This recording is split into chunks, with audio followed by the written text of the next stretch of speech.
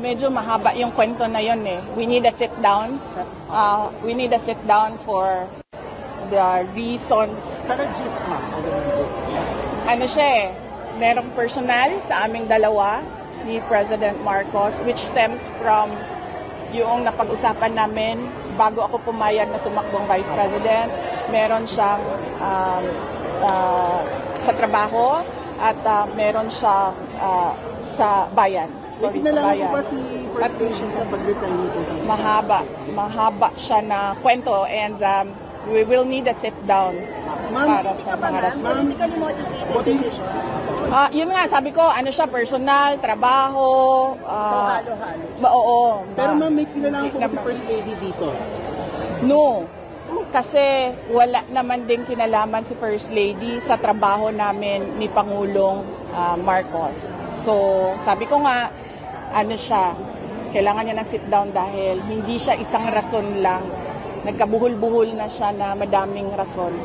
Ma'am, ano po yung pinaka-priority project ng DepEd na wish list nyo na itutuloy ni Senator?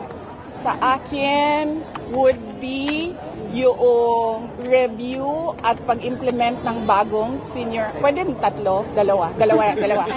Okay, sa akin. Sandali sir, sagutin ko muna siya. Okay.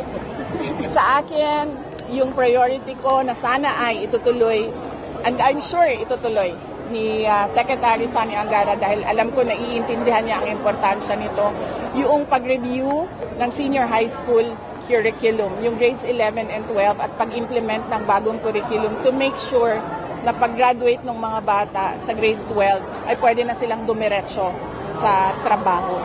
At saka pangalawa is yung Department of Education, digital education. Dahil kailangan talaga i-institutionalize yung blended learning program at distance learning natin.